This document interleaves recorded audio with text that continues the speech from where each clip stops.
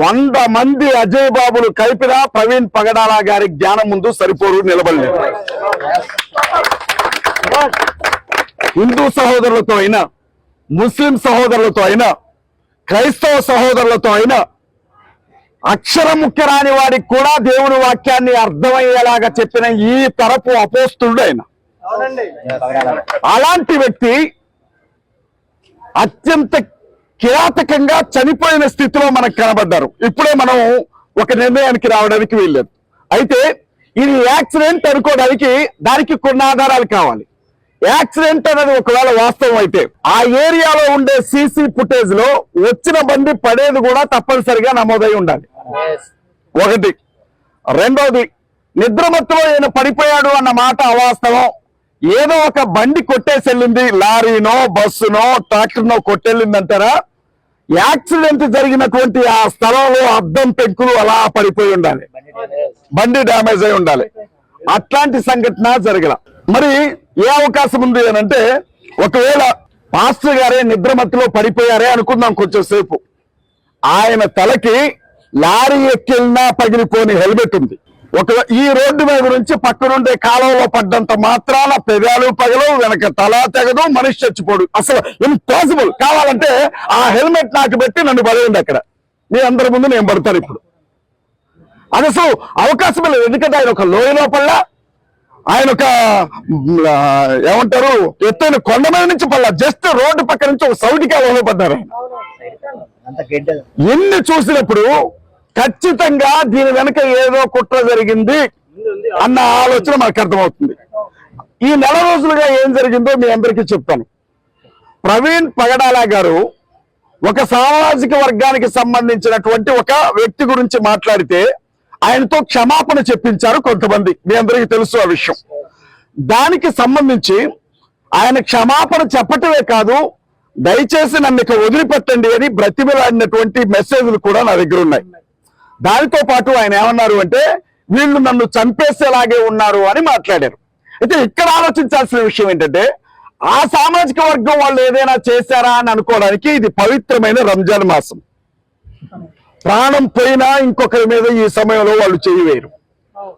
పవిత్ర రంజాన్ మాసం నడుస్తోంది. మరేమై ఉండాలి? ప్రవీణ్ పగడాల గారికి ఆ సామాజిక వర్గానికి మధ్య జరుగుతున్నటువంటి ఈ గొడవని ఎవరో కావాలని అదునుగా తీసుకుని ఆయన మీద దాడి చేస్తుండే అవకాశమే ఎక్కువగా ఉంది. ఇప్పుడు ఇది చాలా స్పష్టమైన విషయం. ప్రవీణ్ పగడాల లాంటి వాళ్ళు 10,000 మంది ఉంటే ప్రవీణ్ పగడాల గారి మరణం చాలా చిన్నది. కానీ ఆయన 10,000 మందిలో ఒక్కడు తప్ప 10,000 మందిలో ఒకడు కాదు. అలాంటి వ్యక్తిని చంపితే రాష్ట్ర ప్రభుత్వం నుంచి నేను గౌరవనీయులైన పోలీసు వారిని ఏమడిగానంటే, హోంమంత్రి గారి దగ్గర నుంచి మీకు ఏమైనా ఆదేశాలు వచ్చాయా? లేదు, స్థానిక ప్రజాప్రతినిధి ఎమ్మెల్యేగా గెలిచిన వ్యక్తి ఎవరైనా ఆయన దగ్గరకు వచ్చారా? ముఖ్యమంత్రి కార్యాలయం నుంచి మీకు ఏమైనా ఆదేశాలు వచ్చాయా? ఎందుకంటే ప్రవీణ్ పగడాల గారి మీద చేయబడ్డం అన్నా చనిపోవడం అన్నా అది యావత్ క్రైస్తవ సమాజానికి సంబంధించినటువంటి విషయం.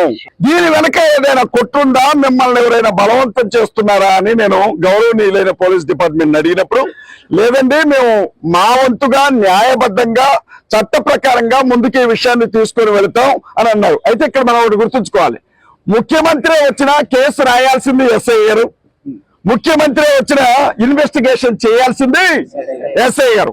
కాబట్టి వారిని గౌరవించాల్సినటువంటి బాధ్యత మన మీద ఉంది. నేను ఒకటే డిమాండ్ చేశాను. నేనేమన్నానంటే, ప్రవీణ్ పగడాల గారిని ఒకవేళ ఆయన యాక్సిడెంటల్ గానే చనిపోయారనుకుందాం. అయితే ఈ రోజు నా పేరు అజయ్ బాబు, సోషల్ మీడియాలో ఎక్కడ చూసినా ప్రవీణ్ పగడాల గారిని తిడుతూ నెక్స్ట్ చచ్చేది వీడే అని నా పేరుతో ఎక్కడికెక్కడ హ్యాష్ ట్యాగ్లు సర్క్యులేట్ చేస్తా ఉన్నారు. నెక్స్ట్ పోయేది అజయ్ గాడే, నెక్స్ట్ చచ్చేది వీడే అని. నేనేమంటున్నానంటే, యాక్సిడెంటల్ గా చనిపోయి ఉంటే నెక్స్ట్ యాక్సిడెంట్ లో నేను బావాలని కోరుకోవడం వేరు. కానీ ఆయన పోయాడు, నెక్స్ట్ పోయేది నువ్వే అంటే ఆయన చంపారా అని నేను అడుగుతా ఉన్నాయి.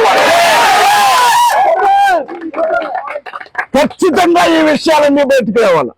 నేను మనమేమో ఎందుకంటే ఒక్కరన్నారంటే ఆకతాయి అన్నాడు అనుకోవచ్చు. బీజేపీ పార్టీకి సంబంధించిన నాయకులు వాళ్ళ పేజీల్లో సర్క్యులేట్ చేస్తున్నారు. రెండో విషయం చెప్తాను, మీ అందరికీ శివశక్తి కరుణాకర్ సుబ్బిన బాగా తెలుసు.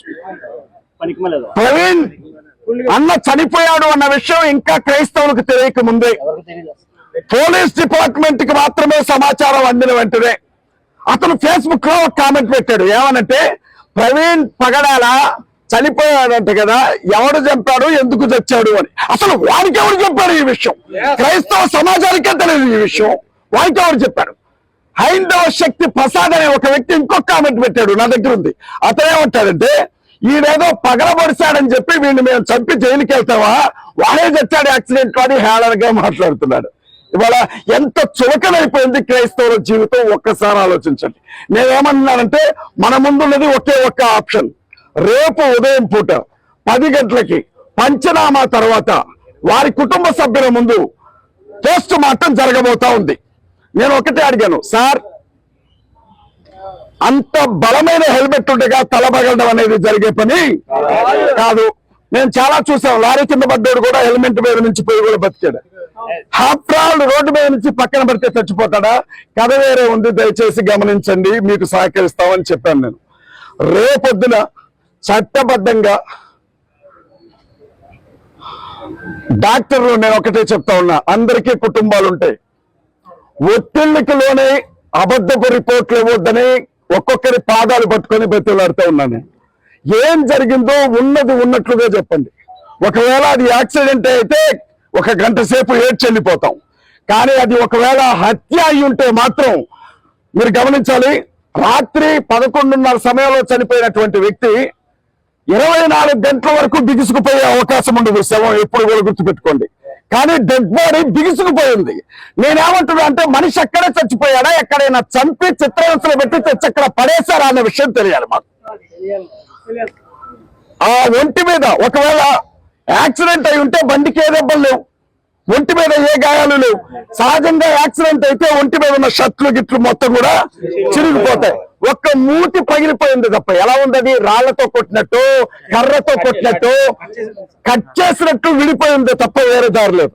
నేను ఒక లాయర్గా ఒకటే చెప్తా ఉన్నా, రేపు పోస్ట్ మార్టం వచ్చే వరకు బాల్ ఖచ్చితంగా పోలీస్ డిపార్ట్మెంట్ చేతుల్లోనే ఉంటుంది.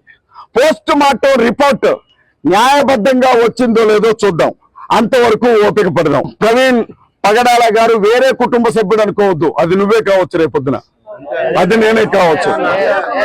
డినామినేషన్ సేవలు నేను విజయప్రసాద్ రెడ్డి అని వచ్చారట, చేతులెత్తి దండం పెడతా ఉన్నా విజయప్రసాద్ రెడ్డి అనికి. వికేఆర్ గారు వచ్చారట, జేమ్స్ గారు వచ్చారట, హనీ జాన్సన్ గారు వచ్చారట, పెద్ద పెద్ద నాయకులందరూ వచ్చారట. ఎక్కడో తెలంగాణ నుంచి 3ంటికి తెలిస్తే బయలుదేరి నేను కూడా వచ్చాను, చిన్న చిత్తగా అనుకుంటా.